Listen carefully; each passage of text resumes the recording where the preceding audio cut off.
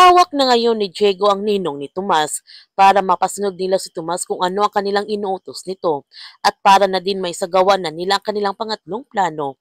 Natatakot si Tomas sa kaligtasan ng kanyang ninong kaya susundin niya ang lahat ng sasabihin ni Diego para hindi nila sasaktan ng kanyang ninong. Nalaman naman ng team na nakompromise na si Tomas na kanilang kalaban kaya mas lalong iniingatan nila ang kanilang kinikilos nito para hindi sila makilala ng kanilang kalaban dahil kapag nangyari ito, siguradong mabibigo sila sa kanilang misyon.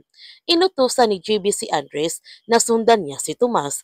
Hindi dapat mawala ito sa kanyang paningin dahil may kutob siya na gagamitin nila si Tomas para maisagawa ng kanilang kalaban ang kanilang plano. Habang si Greg, hindi niya titigilan si Manuel hanggat hindi siya makapaghiganti nito. Sinabihan ni Giraffe si Greg na isa lang ang paraan para mahuli nila si Manuel. Gagamitin nilang anak-anakan nito. At mukhang pumapayag na nga si Greg sa kanilang unang plano ni Giraffe. Kikidnapin nila si Jigo upang mahuli nila si Manuel at hindi dapat malaman ito ni Andres dahil siguradong pipigilan siya sa kanyang pinaplano. Samantala, binalaan ni Manuel si Kenji na mag-iingat ito dahil hindi lang siyang hahabulin ni Greg kundi pati siya.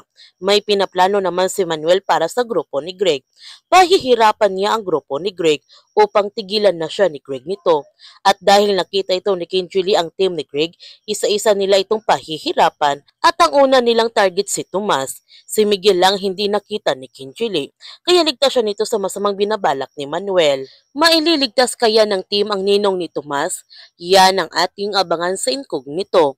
Kung bago ka pa channel ko, don't forget to like, subscribe, and click notification bell para palagi kang updated sa mga videos in-upload ko. Thank you for watching and God bless to everyone.